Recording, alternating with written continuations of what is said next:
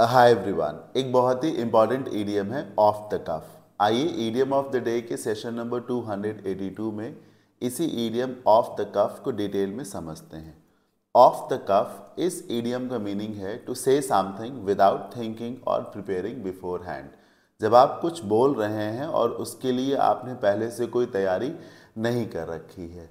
जैसे कि जनरली जब कोई स्पीच कोई डिलीवर करता है स्टेज पे जा कर के, तो वो पहले से उसके लिए प्रिपेयर हो करके आता है।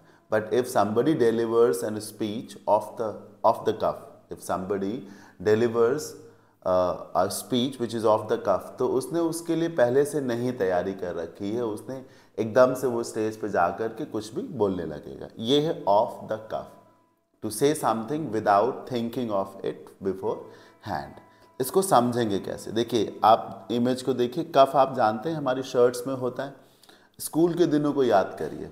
जनरली हम एग्ज़ाम्स के दौरान पहले से ही तैयारी कर लेते हैं, लेकिन अगर हमने पहले से तैयारी ना करी हो तो कई बार चीटिंग कैसे की जाती है? शर्ट पे कहीं पर कुछ ना कुछ लिख दिया जाता है। कफ पे, शर्ट का जो कफ होता है उस पे कुछ लिख लिया जाता है। मतलब वही लिखा जाता है जिसकी हमने तैयारी नहीं करके रखी है। ध्यान से सुनिए, आप अपनी शर्ट की कफ पे वही क्वेश्चन के आंसर्स लिख लेते हैं जो आपने पहले से तैयार नहीं करे हैं।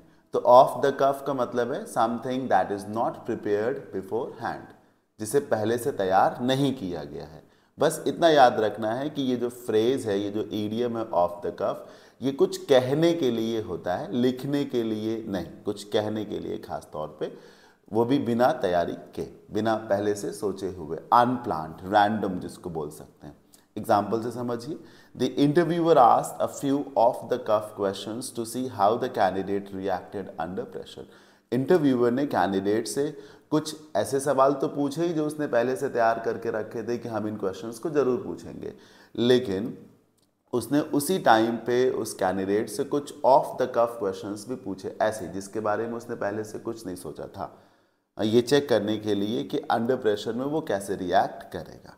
एक दूसरा एग्जाम्पल है, a comedian is known for his quick wit and ability to deliver hilarious off the cuff jokes and responses. Comedian को क्यों लोग बहुत अप्रिशिएट करते हैं? क्योंकि उसकी कॉमेडी की टाइमिंग बहुत शानदार होती है। हाँ, और अक्सर जो कॉमेडियंस होते हैं वो उसी टाइम पे जोक्स क्रिएट करते हैं, पहले से कुछ तैयार नहीं करके आते हैं। उनकी ये जो कॉमिक टाइमिंग होती है ना, कि वो उनके पास तुरंत आंसर है, ऑफ द कफ रिस्पॉन्सेज उनके पास होते हैं, वो भी बहुत बेहतरीन। That's why they are called comedian और सक्सेसफुल कॉमेडियंस।